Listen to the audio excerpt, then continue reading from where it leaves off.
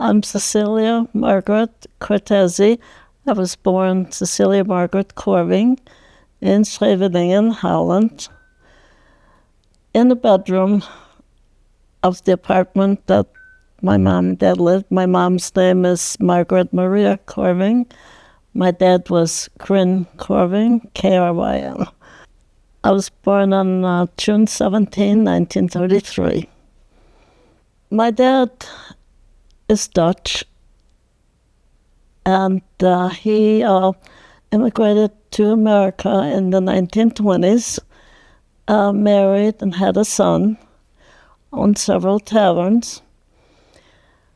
When his wife died of consumption, him and his 8-year-old son went back to Holland to visit.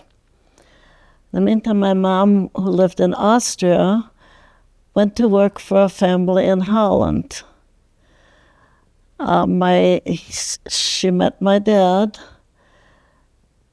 and they got married. He never went back to America. He stayed in Holland. My grandparents lived in Austria.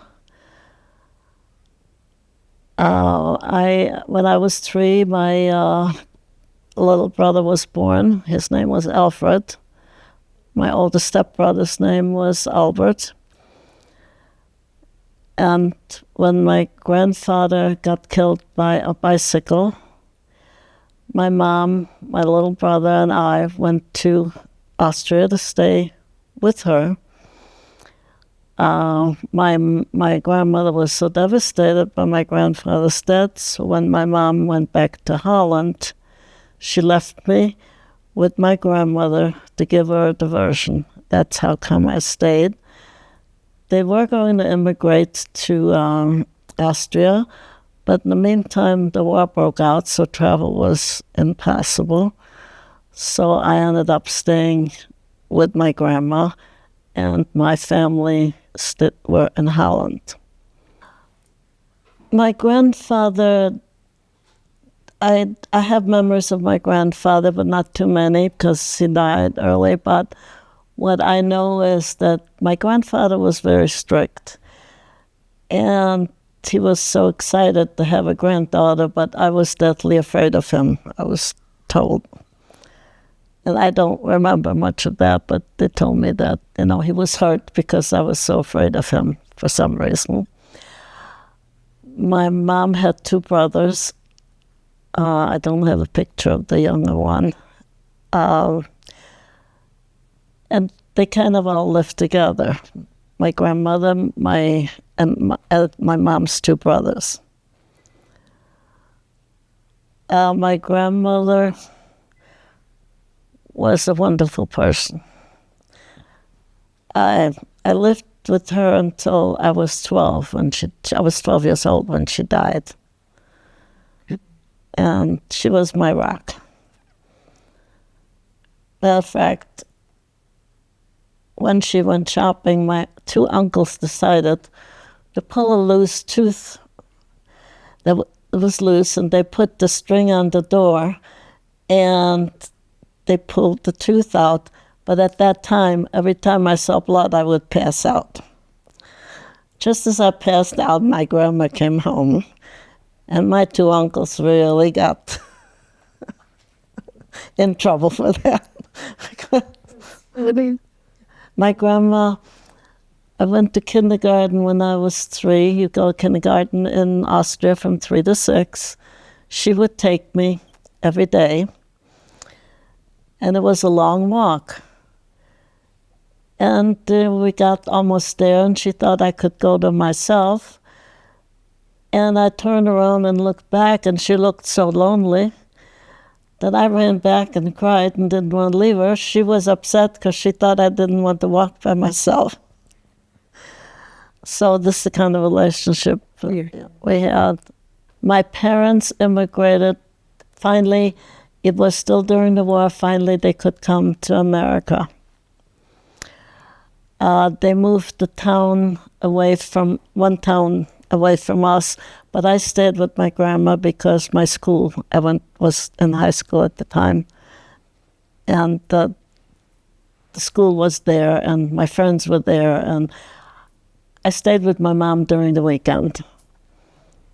And because her home was out of nowhere, there was no school around, there was nothing really around. So I stayed with my grandma. So, At 1939, the war broke out. Since I was born, my mom and I, we traveled back and forth.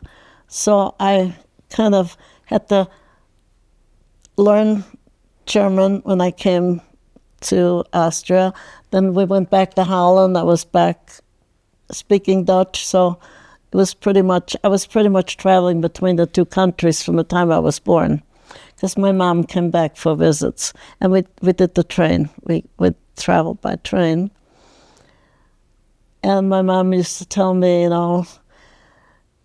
and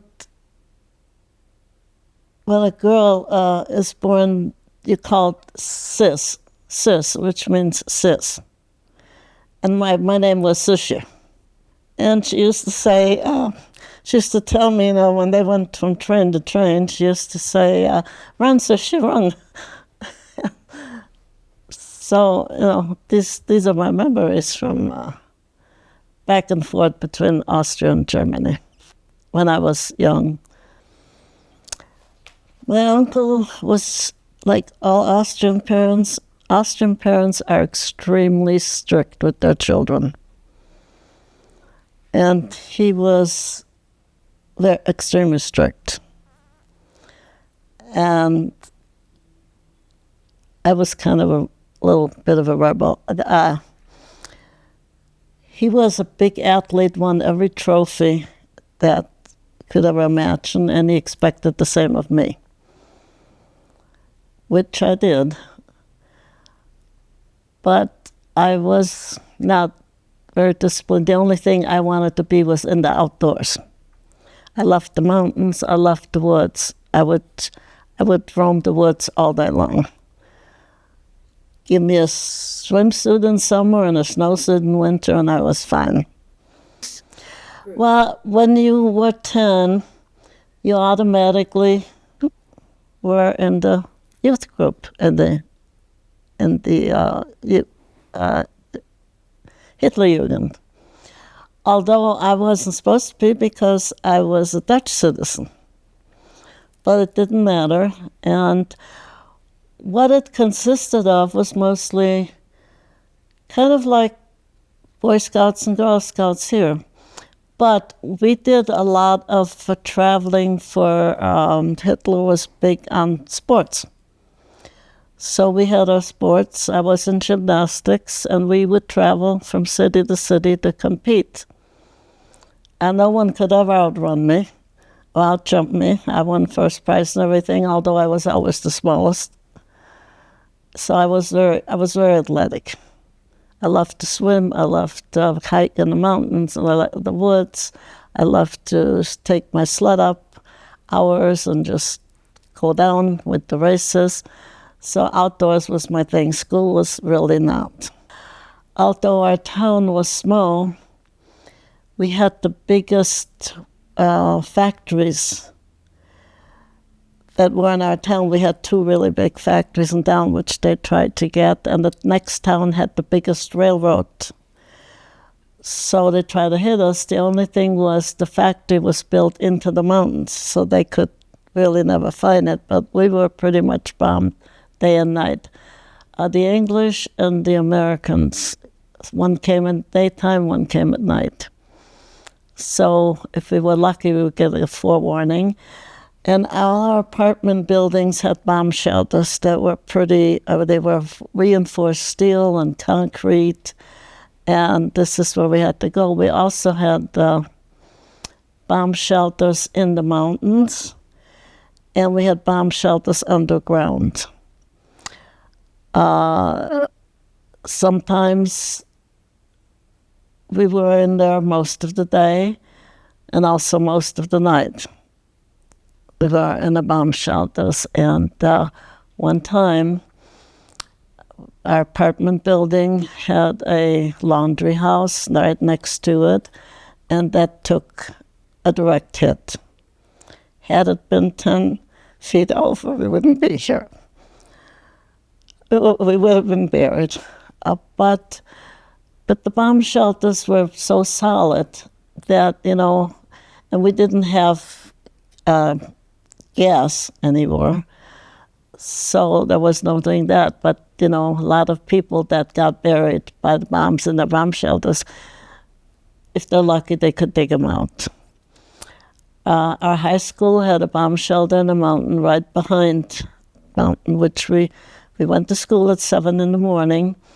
By 9 o'clock, we were usually in the bomb shelters. And that lasted till maybe 2, 3 in the afternoon. So our learning was pretty sporadic. There was nothing in the bomb shelters. There were beds.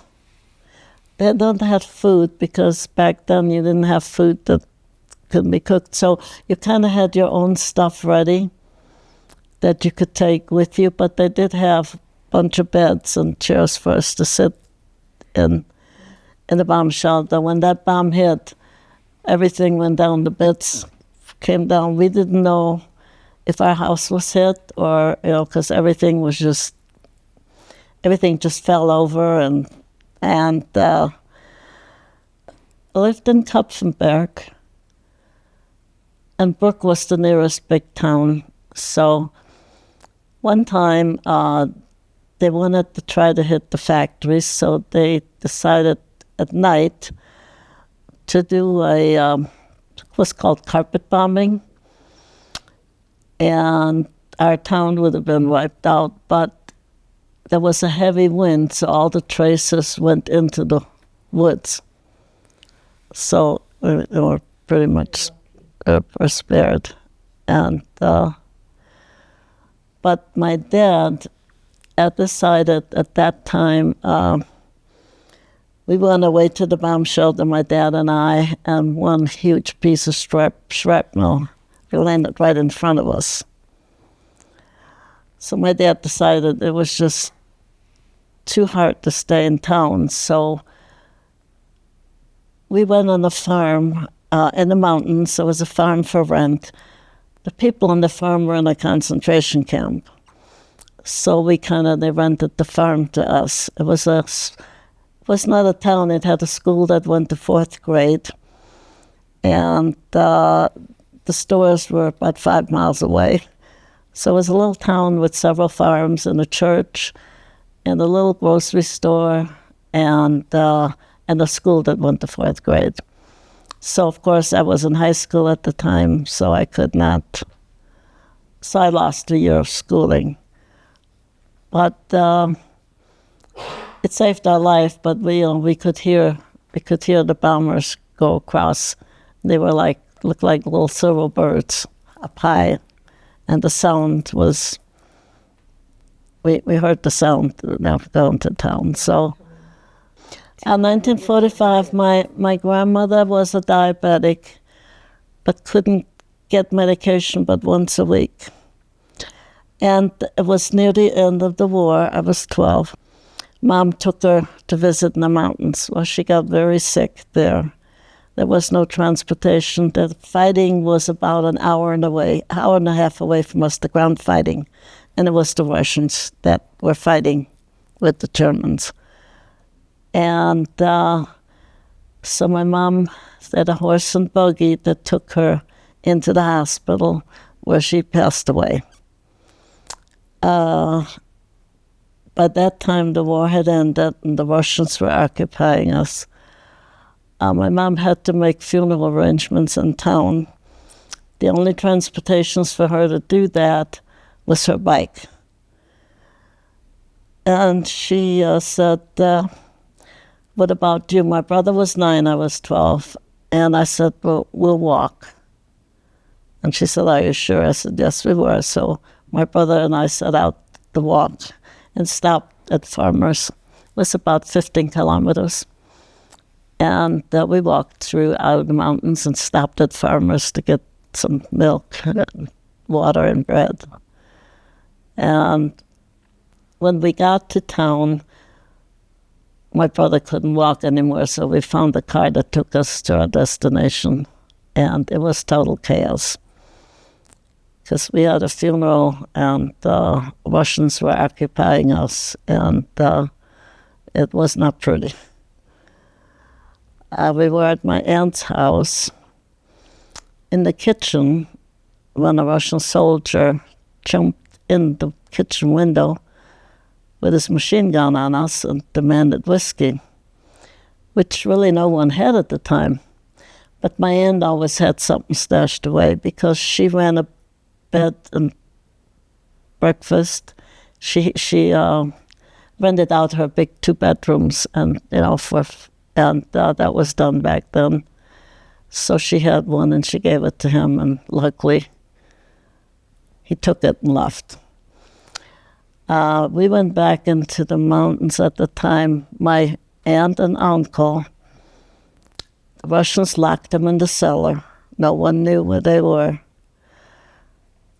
My uncle said, let's just kill ourselves, and my aunt said, no, let's not do that. Luckily, a Russian officer came in the house and found them and rescued them, and they wanted the 2 bedrooms that my aunt had. And they put a sign on the door, anybody bothers these people will be shot. So they were safe. Most people had to leave, doctors, lawyers had to leave their homes for the Russians to move in. And what they found when they got home, they would cool their butter in the toilet and poop in the closets. They were like not human. And a lot of people had the same problem. They raped everybody from 9 to 90. That's why and we were, at the time we were in town for the funeral, and my dad put us into an apartment in the basement and said, my brother and I, and said, do not open the door, just stay there. He found a Russian and traded his watch for a horse.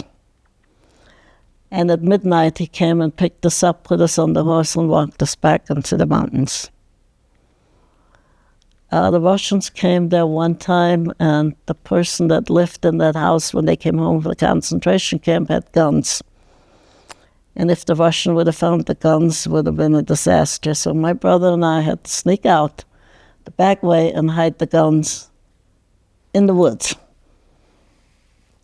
So it was pretty much, when the Russians left, we were occupied by English. And it was better. Actually, my dad, who spoke perfect English, because he lived in America for so long, they had some trials for the Germans, and he was part of that. He was their interpreter. So he got to work for the English. And they would give him dinner, so he would not eat his dinner, but he had us kids come so we could eat the dinner. And my dad, no matter what, we always had food, because he drove a bus into the mountains. He would always find something to trade, and that's what most farmers got very rich, because during the war, everybody traded their linens, their gold, their whatever they had. The farmers in the south of Austria, they said, one farmer said, now all I need is golden horns for my cow. And then you got food on the black market, but during the Nazi occupation, if you were caught, it was pretty much the end of you. So they would meet, if you ever see that in the movies, they would meet at midnight in different places to exchange food that they've got from the farmers. So that's how we had rations that kept getting smaller and smaller. So it was my, I called her my aunt. It was my mom's best girlfriend.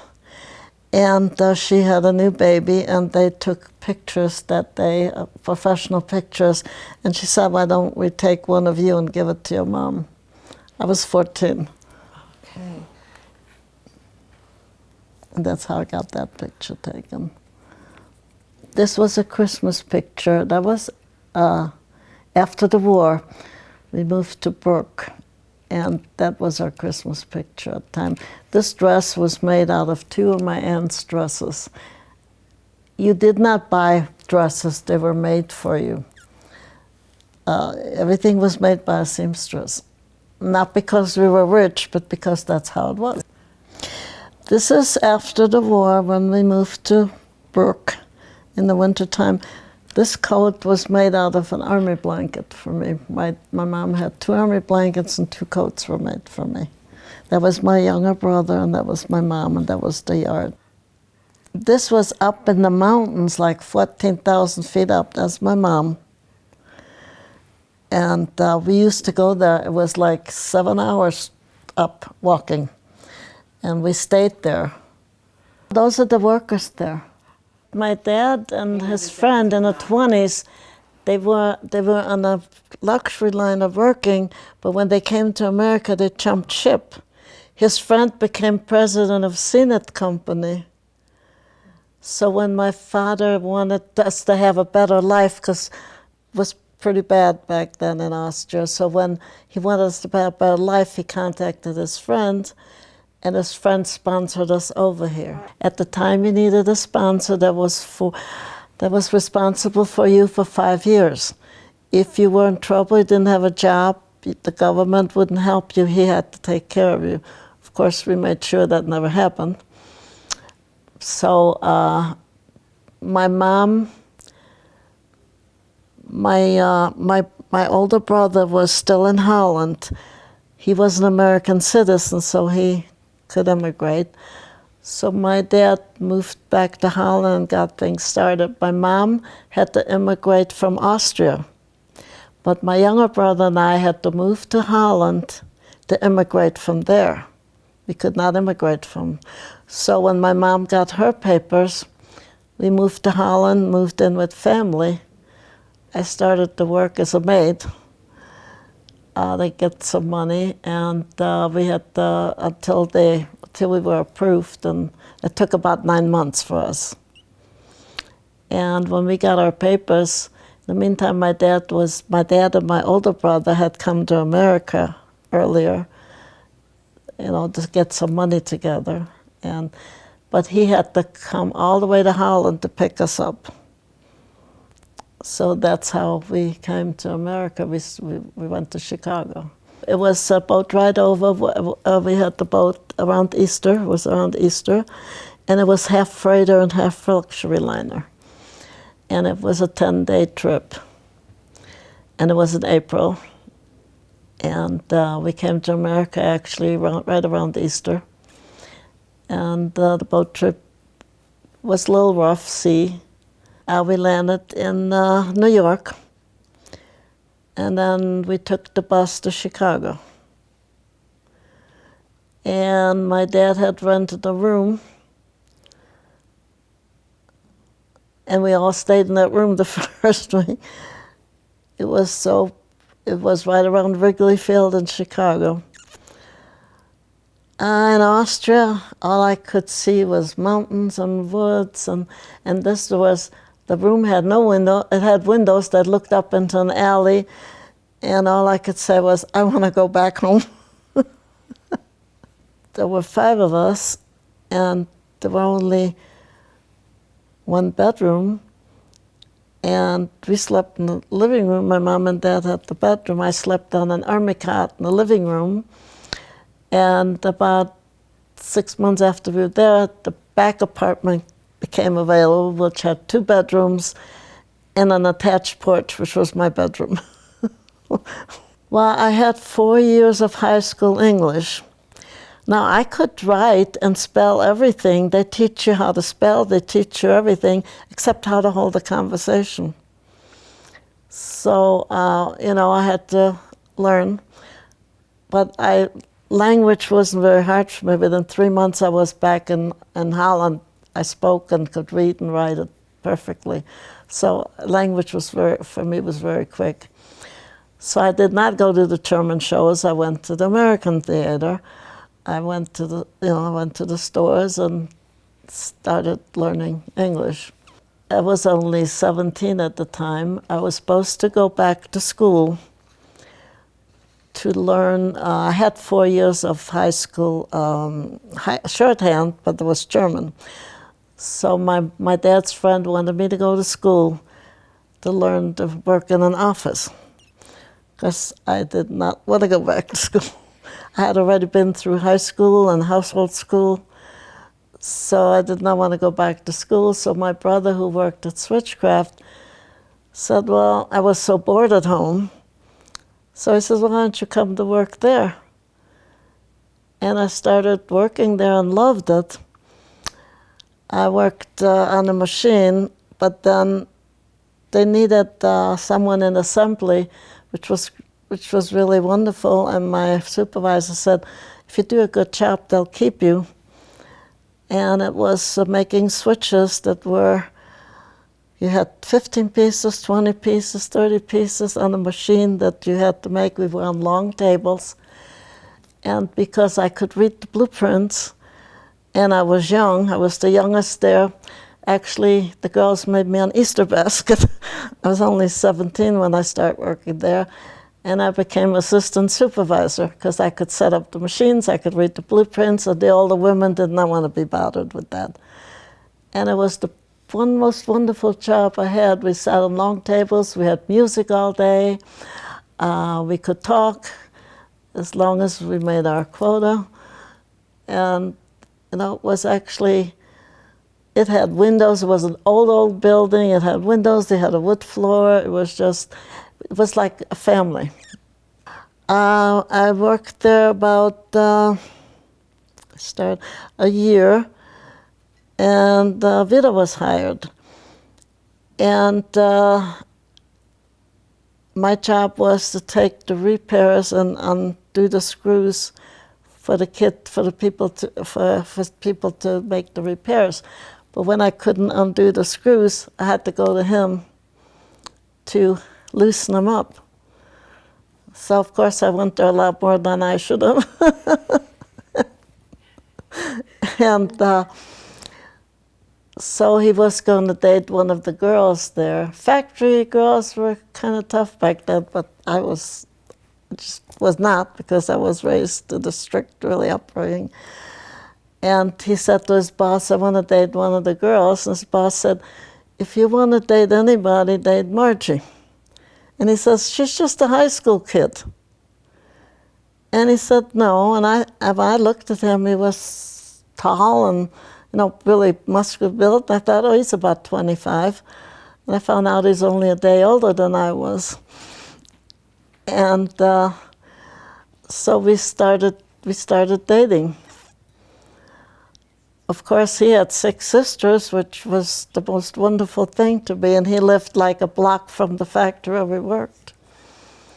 And, we became good friends. I was the first non-Italian to invite the family, because they all married Italians, but then we had a Polish person and a German person in there, but I was the first.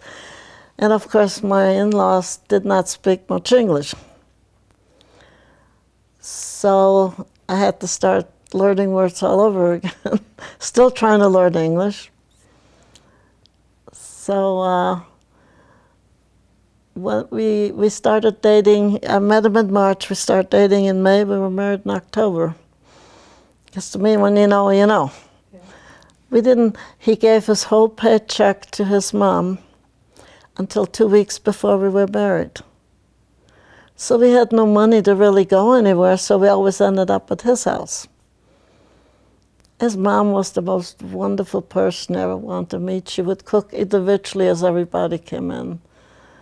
She was just, so we decided, and they lived in a 3-story apartment building that my father-in-law bought. My husband renovated because his father sent him to trade school. That's how he was so handy and everything. They brought home 13 gallons of paint in the streetcar. 13 gallons of paint for the house in the streetcar. And so because he gave his mom his whole paycheck and she'd give him money, whatever he needed. They gave us the apartment, the first floor apartment, rent-free for the first year.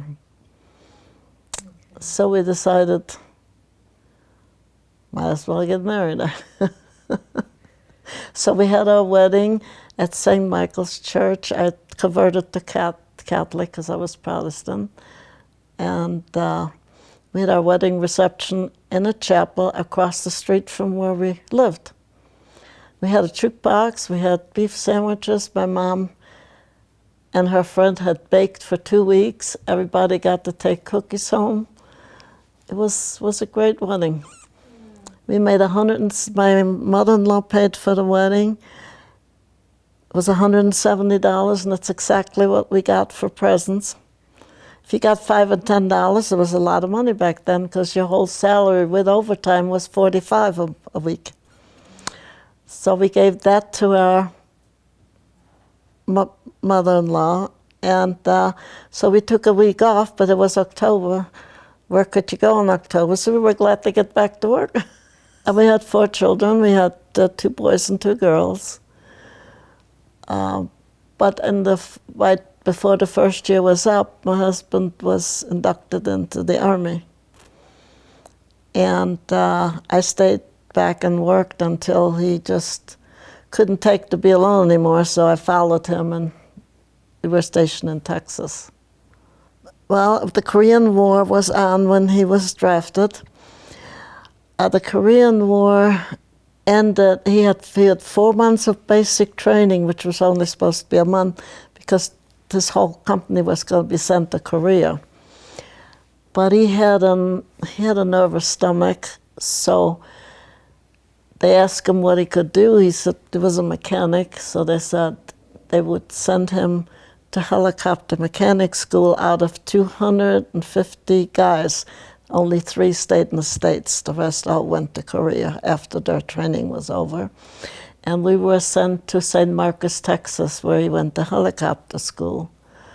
From there, when he was done with that, we went to Fort Hood, Texas. I worked as a soda clerk in a Walgreens. But then they served hamburgers, shakes, so that's where I ended up working. At first I was a maid for a lieutenant and his wife, because we had to work, we had no money. And when that ended, I ended up, and I had no idea. I didn't even know what soda water was. So I learned pretty quick, and so I did that until they sent that.